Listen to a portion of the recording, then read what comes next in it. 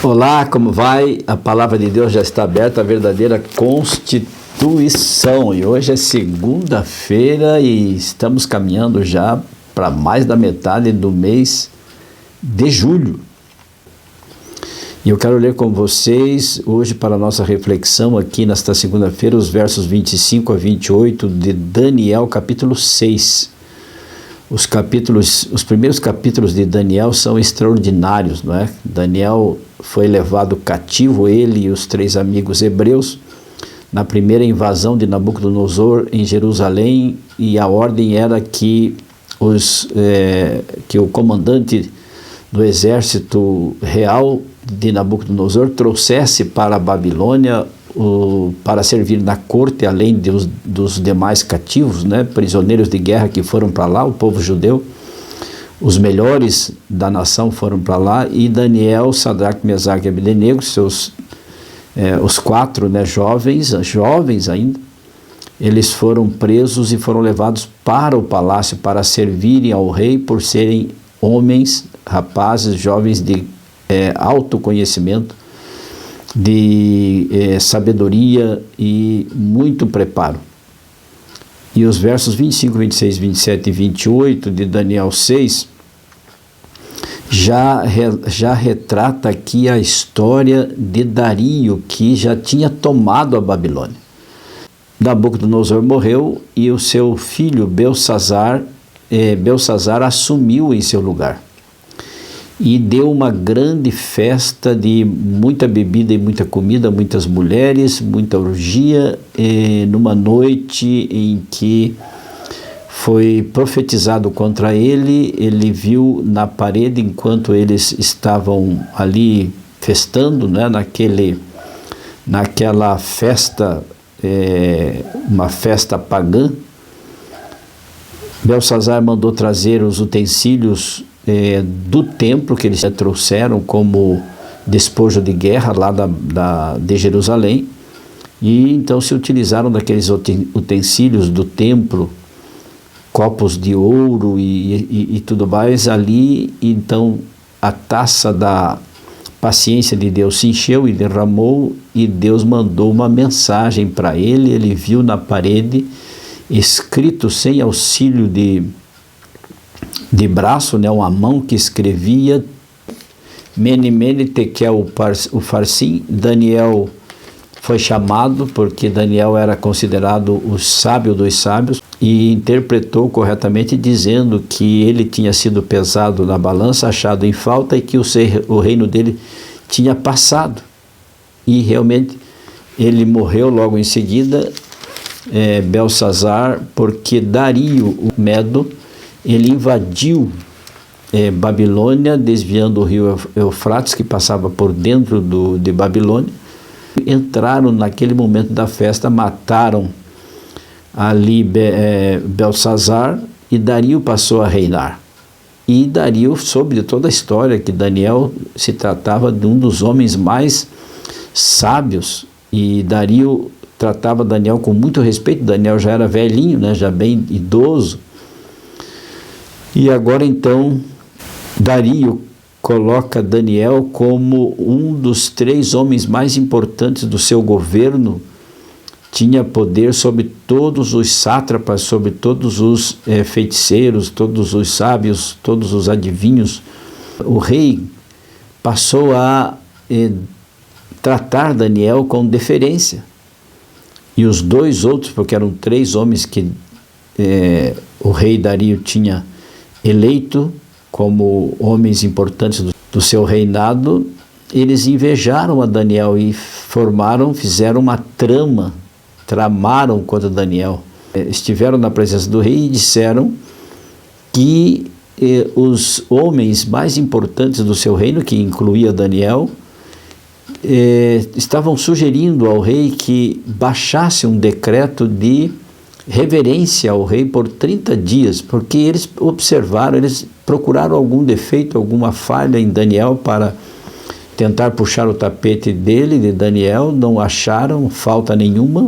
Ele era um homem reto e justo, e então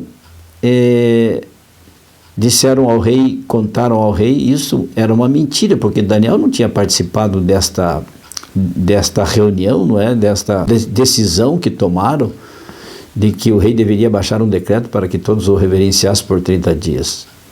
Daniel soube do fato e continuou orando, como sempre fez, 3 vezes ao dia. E estes homens, foram até o rei Dario e disseram: ó rei, Daniel, aquele a quem o Senhor elegeu como um dos principais do seu governo, ele está desobedecendo o seu decreto. E o Senhor sabe que a lei dos medos e persas não podem ser revogada. E o rei disse: é verdade. Sabendo disso, o rei foi obrigado a lançar Daniel na cova dos leões. E naquela noite que Daniel ficou lá, Deus mandou um anjo e fechou a boca dos leões. Daniel não morreu e o rei ficou a noite toda preocupado com a situação de Daniel, porque o rei tinha uma simpatia muito grande por ele. E pela manhã o rei não quis fazer o de jejum, correu lá na cova dos leões e chamou a Daniel. E Daniel respondeu: eu estou aqui. O meu Deus enviou um anjo e tapou a boca dos leões. E o rei ficou muito feliz com isso e mandou tirar Daniel de lá. O rei, quando viu que o Deus de Daniel era grandioso, poderoso, deu ordem para que fossem lançados na cova dos leões aqueles que tinham tramado contra Daniel. E conta a história que antes mesmo de chegarem no fundo daquela cova, os leões já os agarraram e já despedaçaram e quebraram todos os seus ossos, e tanto eles quanto as suas famílias e filhos foram jogados na cova dos leões. Daí no verso 26 diz assim: faço um decreto pelo qual em todo o domínio do meu reino os homens tremam e temam perante o Deus de Daniel, porque ele é o Deus vivo e que permanece para sempre. O seu reino não será destruído e o seu domínio não terá fim.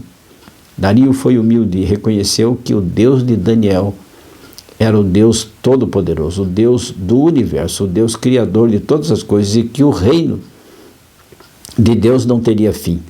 Verso 27, ele livra e salva e faz sinais e maravilhas no céu e na terra. Foi ele quem livrou a Daniel do poder dos leões. E o verso 28, Daniel, pois, prosperou no reinado de Dario e no reinado de Ciro o persa. Daniel já era idoso. E então diz a palavra de Deus: e Daniel prosperou no reinado de Dario o Medo e Ciro o persa, que fizeram uma aliança, e Daniel ali esteve fiel e o nome de Deus foi exaltado. Moral da história: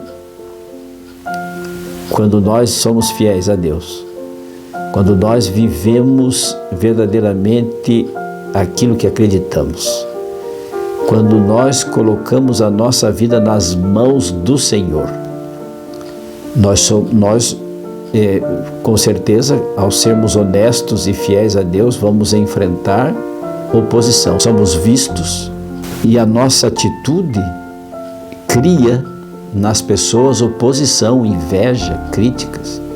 Tanto que conseguiram levar Daniel para a cova dos leões.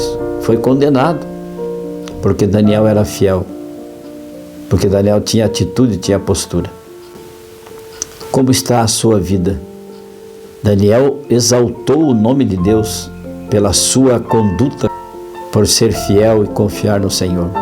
Deus o livrou da boca dos leões, das feras. Um anjo do Senhor estava lá junto dele e nada aconteceu. E mesmo lá estava o próprio Deus em socorro aos seus filhos, aqueles que lhes são fiéis, porque Deus honra os que o honram.